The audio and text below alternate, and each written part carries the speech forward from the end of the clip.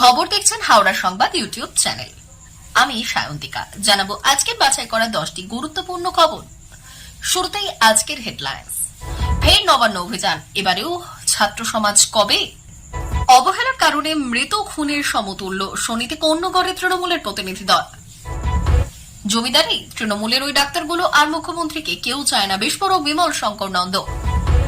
এবার বিহার বিধানসভা নির্বাচনের আগে তেজস্বী যাদবের নতুন খেলা। পশ্চিমবঙ্গে ফের ধর্ষণের ঘটনা, দোষীদের শাস্তির দাবিতে বিজেপির বিক্ষোভ। 1 তারিখে আর মাইনে ঢুকবে না, বিরাট সিদ্ধান্ত নিল রাজ্য সরকার। শুভেন্দু অধিকারীর বিস্ফোরক মন্তব্য, মমতা বন্দ্যোপাধ্যায়ের পদত্যাগের আহ্বান। আসছি বিস্তারিত খবরে। পশ্চিমবঙ্গ ছাত্র সমাজের ডাকে কয়েকদিন আগেই নবান্ন অভিযানে বড়সড় অশান্তি হয়েছিল। অভিযোগ ছিল বিজেপি ও আরএসএস এর মদত দিয়ে ছাত্র সমাজের ব্যানারে নবান্ন অভিযান হয়। ফের এক আন্দোলন করতে চলেছে তারা। তবে সেটা কবে হবে? জানা গেল যে চলতি সেপ্টেম্বর মাসে ফের নবান্ন অভিযান করতে পারে গেরুয়া শিবিরের একটা বড় অংশ। পুজোর অনেক আগেই এই আন্দোলন কত হবে বলে জানা গেছে। এবার কোনো অভিযান হলে সেখানে উত্তরবঙ্গ থেকেও লোক আসতে পারে বলে জানা গেছে। আজ করে এবার বিনা চিকিৎসায় মৃত্যু যুবকের। আগামীকাল শনিবার কন্যগড়ে যাচ্ছে তৃণমূলের প্রতিনিধি দল।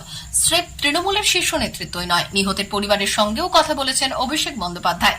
আরজিকর কাণ্ডে যখন উত্তাল গোটা রাজ্য, তখন এই ঘটনাকে প্রচারের হাতিয়ার করতে চলেছে রাজ্যের শাসক দল। সূত্রের খবর তেমনই। এদিন এক্স হ্যান্ডেলে অভিষেক লেখেন, আরজিকর কাণ্ডের প্রতিবাদে চিকিৎসকদের কর্মবিরতির কারণে কন্যগড়ে এক যুবকের মৃত্যু হয়েছে। 3 ঘন্টা রক্তাক্ত অবস্থায় বিনা চিকিৎসায় পড়েছিলেন তিনি। সঙ্গে বার্তা জুনিয়র ডাক্তারদের দাবি ন্যায্য। আমি তাদের অনুরোধ করছি, এমনভাবে প্রতিবাদ করুন যাতে স্বাস্থ্য পরিষেবা ব্যাহত না হয়। অবহেলার কারণে মৃত্যু খুনের সমতুল্য। যদি প্রতিবাদ করতে হয় তাহলে গঠনমূলকভাবে, সহানুভূতি ও মানবিকতার সঙ্গে করা উচিত। অবহেলা ও নিষ্ক্রিয়তার কারণে কারো যেন জীবন সংশয় না হয়। আরজিকর কাণ্ডের প্রতিবাদে ধর্মতলায় বিজেপির ধর্ণা অবস্থান। মঞ্চ থেকে বিস্ফোরক মন্তব্য করলেন বিজেপির বিমল শঙ্কর নন্দ। আরজিকর কাণ্ডের প্রতিবাদে তৃণমূলকে তীব্র আক্রমণে বিমল শঙ্কর নন্দ। বিহারের রাজনীতিতে জাতপাত খুব গুরুত্বপূর্ণ হয় ভোটের ময়দানে। দীর্ঘদিন ধরে সেখানে যাদব বনাম কুশবাহার লড়াই ছিল। সাধারণভাবে লালু প্রসাদের দল আরজেডি কুশবাহাদের সমর্থন পেত না। এবার বিহার বিধানসভা নির্বাচনের আগে তেজস্বী যাদবের নতুন খেলা। ওয়াইকের জোট তৈরি করতে চায়, অর্থাৎ মুসলিম যাদব ও কুশবাহার কথা বলছেন তিনি। যাদব ও কুশবাহার মধ্যে লড়াই আর হবে না, আরজেডির মধ্যে ভাবনার পরিবর্তন। এর আগে দেখা যায় গত লোকসভা ভোটে লালু প্রসাদ যাদব কুশবাহা সমাজ থেকে প্রার্থী করেছিল, তাতে সাফল্য এসেছিল। এবার সরাসরি তেজস্বী বললেন, কুশবাহা ভাই ও যাদব ভাই আর লড়াই করবে না। কুশবাহা সমাজে জগদেব প্রসাদকে ভারত রত্ন দেওয়ার দাবি তুলেছেন তিনি। আরজিকর ঘটনার মধ্যে পশ্চিমবঙ্গে ফের ধর্ষণের ঘটনা। এবার হরিপালে এক নাবালিকার উপর অত্যাচার। দোষীদের শাস্তির দাবিতে হরিপাল থানার সামনে বিজেপির বিক্ষোভ। দেখুন কি বললেন ফাল্গুনী পাত্র। 1 তারিখে আর বেতন পাবেন না রাজ্যের সরকারি কর্মচারীরা। রাজ্য সরকারি কর্মচারীরা এবং অবসরপ্রাপ্তের বেতন আর পেনশন দেওয়া নিয়ে বড় ঘোষণা করেছে রাজ্য সরকার। এর দরুন বেশ কিছুটা টাকা বাঁচাতে পারে সরকার। মুখ্যমন্ত্রীর মতে 1 তারিখে মাইনে বা পেনশন না দিলে রাজ্য সরকারের অনেক সুবিধা হতে পারে। বিশেষভাবে তিনি যুক্তি দিয়েছিলেন যে প্রতি মাসের 1 থেকে 5 তারিখ পর্যন্ত বেতন না দিলে এবং 1 থেকে 10 তারিখ পর্যন্ত পেনশন না দিলে রাজ্য প্রতি মাসের সুদের ব্যয় প্রায় 3 কোটি টাকা বাঁচাতে পারবে। এবছরের মধ্যে এইভাবে রাজ্য সরকার মোট 36 কোটি টাকা সঞ্চয় করতে পেরেছে।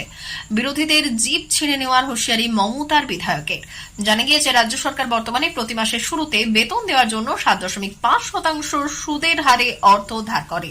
এবার মাইনে দিতে দেরি করতে পারলে এই ধরনের ঋণের প্রয়োজনীয়তা হ্রাস হবে সরকারের, যার ফলে সুদের যে খরচ হবে তা সঞ্চয় করা সহজ হবে। হিমাচল প্রদেশ রাজ্য সরকার প্রকাশ করেছে যে বেতনের জন্য তার মাসিক ব্যয় প্রায় 1200 কোটি টাকা, যেখানে প্রায় 800 কোটি টাকা পেনশনের জন্য বরাদ্দ করা হয়েছে। এভাবে বেতন ও পেনশন বাবদ মোট মাসিক ব্যয় দাঁড়ায় 2000 কোটি টাকা। সব মিলিয়ে দেখতে গেলে রাজ্য সরকারের প্রস্তাব রাজ্যে তহবিল পরিচালনার জন্য একটি সেরা দৃষ্টিভঙ্গি দেখায়। কর চাপ কমানোর ক্ষেত্রেও এই নিয়ম দারুণ কাজে লাগবে। মাইনে দেওয়ার সময়সূচি ব্যালেন্স করার মাধ্যমে সরকার তার ধার নেওয়ার খরচ কমাতে চায়, যার ফলে বাজেটেরও সঞ্চয় হবে। 5 তারিখে মাইনে দেওয়া এবং 10 তারিখে পেনশন দেওয়া নিয়ে সরকারের সিদ্ধান্তটি সরকারি কর্মীদের যে কতটা ভালো লাগবে সেটাই দেখা।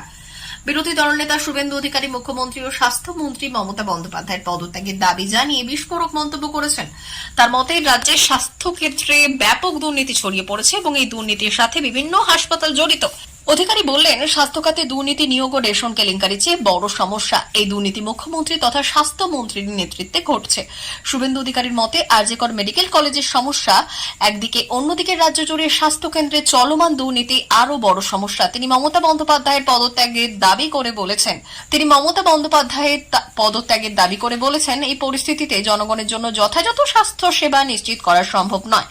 প্রিয় দর্শক, আমাদের চ্যানেলের সঠিক খবর নিয়মিত পেতে চ্যানেলটি সাবস্ক্রাইব করুন। ধন্যবাদ।